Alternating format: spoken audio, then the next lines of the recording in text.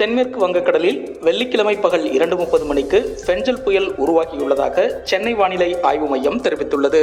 தமிழகத்தில் அடுத்த 2 தினங்களுக்கு அதிக கனமழை மற்றும் பலத்த காற்று எச்சரிக்கையும் விடுக்கப்பட்டுள்ளது. இது தொடர்பாக சென்னை வானிலை ஆய்வு மையம் வெளியிட்டுள்ள செய்திக்குறிப்பில், தென்மேற்கு வங்கக்கடலில் உருவான ஆழ்ந்த காற்றழுத்த தாழ்வு மண்டலம் கடந்த 6 மணி நேரத்தில் மணிக்கு 13 கிலோமீட்டர் வேகத்தில் வடக்கு வடமேற்கு திசையில் நகர்ந்து ஃபெஞ்சல் புயலாக வெள்ளிக்கிழமை பிற்பகல் 2:30 மணிக்கு வலுப்பெற்றது. இந்த புயல் வடமேற்கு திசையில் நகர்ந்து வட தமிழக புதுவை கடற்கரையை காரைக்காலுக்கும் மாமல்லபுரத்துக்கும் இடையே புதுவைக்கு அருகே சனிக்கிழமை மதியம் புயலாக கடக்கக்கூடும். அந்த சமயத்தில் காற்று மணிக்கு 70 முதல் 80 கிலோமீட்டர் வேகத்திலும் இடையிடையே 90 கிலோமீட்டர் வேகத்திலும் வீசக்கூடும் என்று சென்னை வானிலை ஆய்வு மையம் தெரிவித்துள்ளது. இந்த புயலுக்கு ஃபெஞ்சல் என பெயரிடப்பட்டுள்ளது. இது சவுதி அரேபிய நாடு பரிந்துரைத்த பெயராகும். ஃபெஞ்சல் புயல் காரணமாக சனிக்கிழமை சென்னை, திருவள்ளூர், செங்கல்பட்டு, காஞ்சிபுரம், விழுப்புரம், கள்ளக்குறிச்சி, கடலூர் மாவட்டங்கள், புதுவையில் ஒரு சில இடங்களில் கன முதல் மிக கனமழையும், ஓரிரு இடங்களில் ரெட் அலர்ட் எனப்படும் அதிகனமழையும் பெய்யக்கூடும். ராணிப்பேட்டை, திருவண்ணாமலை, வேலூர், பெரம்பலூர், அரியலூர், தஞ்சாவூர், திருவாரூர், மயிலாடுதுறை மற்றும் நாகப்பட்டினம் மாவட்டங்கள் மற்றும் காரைக்கால் பகுதிகளில் ஓரிரு இடங்களில் கன முதல் மிக கனமழையும், திருப்பத்தூர், கிருஷ்ணகிரி, தர்மபுரி, சேலம், நாமக்கல், திருச்சி, புதுக்கோட்டை மற்றும் கரூர் மாவட்டங்களில் ஓரிரு இடங்களில் கனமழையும் பெய்ய வாய்ப்புள்ளதாக சென்னை வானிலை ஆய்வு மையம் தெரிவித்துள்ளது. சனிக்கிழமை வட தமிழக கடலோரம் மற்றும் அதனை ஒட்டியுள்ள பகுதிகளில் சூறாவளி காற்று வீசக்கூடும்.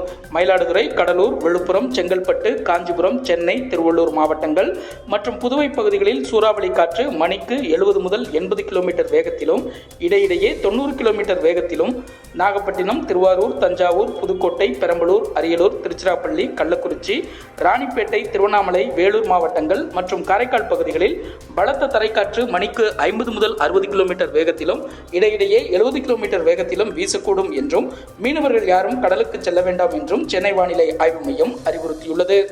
புயல் மற்றும் அதிகனமழை எச்சரிக்கையை தொடர்ந்து ஏற்கனவே நாகப்பட்டினம், மயிலாடுதுறை, திருவாரூர், கடலூர் மற்றும் தஞ்சாவூர் மாவட்டங்களுக்கு பேரிடர் மீட்பு படைகள் அனுப்பப்பட்டுள்ள நிலையில், செங்கல்பட்டு, விழுப்புரம் மாவட்டங்களுக்கு தேசிய பேரிடர் மீட்பு படை மற்றும் தமிழ்நாடு பேரிடர் மீட்பு படையின் குழுக்கள் அனுப்பி வைக்கப்பட்டுள்ளதாக தமிழக அரசு தெரிவித்துள்ளது. புயல் முன்னெச்சரிக்கை நடவடிக்கைகளில் தமிழக அரசு தீவிரமாக ஈடுபட்டுள்ளதாகவும் தெரிவித்துள்ளது. திண்டுக்கல் ரவுண்ட் ரோடு அருகே GTN சாலையில் தொழிலதிபர் ரத்தினத்தின் தரணி குழும அலுவலகம் செயல்பட்டு வருகிறது. வெள்ளிக்கிழமை காலை இங்கு வந்த அமலாக்கத்துறை அதிகாரிகள் திடீர் சோதனையில் ஈடுபட்டனர்.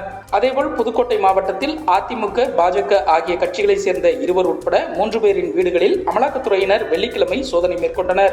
மதுரை மாவட்டத்தில் இந்துஸ்தான் ஜிங்க் லிமிடெட் நிறுவனத்துக்கு வழங்கப்பட்ட டங்ஸ்டன் சுரங்க உரிமையை உடனடியாக ரத்து செய்ய மத்திய சுரங்கத்துறை அமைச்சகத்துக்கு உத்தரவிடுமாறும், சம்பந்தப்பட்ட மாநில அரசின் அனுமதியின்றி சுரங்கம் தோண்டுவதற்கான ஏலங்களை மேற்கொள்ளக்கூடாது என்று சுரங்க அமைச்சகத்துக்கு அறிவுறுத்துமாறும் தமிழக முதல்வர் மு க ஸ்டாலின் பிரதமர் நரேந்திர மோடிக்கு கடிதம் எழுதியுள்ளார். மகாராஷ்டிராவில் பாஜக, சிவசேனா, தேசியவாத காங்கிரஸ் உள்ளிட்ட கட்சிகளை கொண்ட மகாயுதி கூட்டணி அறுதி பெரும்பான்மையுடன் ஆட்சியை தக்கவைத்துக் கொண்டுள்ள நிலையில் புதிய முதல்வர் யார் என்பது குறித்து ஆலோசனை தொடர்ந்து நடைபெற்று வருகிறது. இது தொடர்பாக ஏக்நாத் சிண்டே, அஜித் பவார், தேவேந்திர பட்னாவிஸ் உள்ளிட்டோர் டெல்லியில் பாஜக மூத்த தலைவர் அமித்ஷா மற்றும் பாஜக தலைவர் JP நட்டா ஆகியோரை சந்தித்து ஆலோசனை நடத்தினர். இந்த சந்திப்புக்கு பிறகு செய்தியாளர்களிடம் பேசிய ஏக்நாத் சிண்டே, சந்திப்பு நன்றாகவும் நேர்மையாகவும் இருந்தது. இதுவே முதல் சந்திப்பு. அமித்ஷா மற்றும் JP நட்டாவுடன் ஆலோசித்தோம். மகாயுதியின் இன்னொரு கூட்டம் இருக்கும். இந்த கூட்டத்தில் முதல்வர் யார் என்பது குறித்து முடிவெடுக்கப்படும். இந்த சந்திப்பு மும்பையில் நடைபெறும் என்று தெரிவித்தார். மேலும் அவர் இன்னும் ஓரிரு நாட்களில் முதல்வர் யார் என்பது அறிவிக்கப்படும் என்றும் கூறினார். ஆஸ்திரேலியாவில் 16 வயதுக்குட்பட்ட குழந்தைகள் சமூக வலைதளங்களை பயன்படுத்த தடை செய்யும் சட்ட மசோதா அந்த நாட்டு நாடாளுமன்றத்தில் நிறைவேற்றப்பட்டுள்ளது.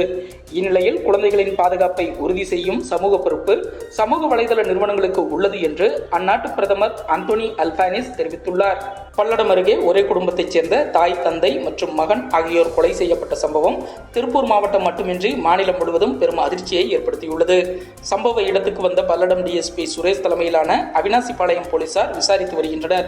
வெள்ளிக்கிழமை நடைபெறவுள்ள நிச்சயதார்த்த விழாவுக்காக மகன் செந்தில்குமார் வியாழக்கிழமை செம்மலை கவுண்டம்பாளையத்துக்கு வந்துள்ளார். வியாழக்கிழமை தாய், தந்தையுடன் வீட்டுக்குள் இருந்தபோது அங்கு வந்து மர்ம நபர்கள் தெய்வசிகாமணியை கத்தியால் குத்தி இரும்பு ராடால் அடித்து கொலை செய்துள்ளனர். இதனை தடுக்கச் சென்ற அவரது மனைவி அலமேலு மற்றும் மகன் செந்தில்குமாரையும் இந்த மர்ம கும்பல் கொலை செய்துள்ளதாக கூறப்படுகிறது. மேலும் வீட்டிலிருந்த 8 பவுன் நகை மாயமாகி இருப்பதும் முதல்கட்ட விசாரணையில் தெரிய வந்துள்ளது. சம்பவ இடத்துக்கு வந்த தடயவியல் நிபுணர்கள் மற்றும் மோப்பனாய் உதவியுடன் போலீசார் விசாரணை நடத்தி வருகின்றனர். கொலை செய்யப்பட்ட 3 பேரின் சடலங்களும் திருப்பூர் அரசு மருத்துவக் கல்லூரி மருத்துவமனையில் பிரேத பரிசோதனைக்காக கொண்டு செல்லப்பட்டுள்ளது. பல்லடம் சம்பவத்தை முன்வைத்து பல்வேறு அரசியல் கட்சித் தலைவர்களும் தமிழகத்தின் சட்டம் ஒழுங்கு குறித்து கேள்வி எழுப்பியுள்ளனர். திமுக அரசு தமிழ்நாட்டை குற்றவாளிகளின் சொர்க்கபுரியாக மாற்றியிருப்பதாக அதிமுக பொதுச் செயலாளர் எடப்பாடி பழனிசாமி குற்றம் சாட்டியுள்ளார். தமிழகத்தில் சிறிதும் பயமின்றி வீடு புகுந்து கொலை செய்யும் அளவுக்கு சட்டம் ஒழுங்கு சீர்குலைந்து கிடப்பதாக குற்றம் சாட்டியுள்ள பாஜக மாநில தலைவர் அண்ணாமலை, காவல்துறைக்கு பொறுப்பான முதல்வரோ இதுகுறித்து எந்த கவலையும் இன்றி இருக்கிறார் என விமர்சித்துள்ளார்.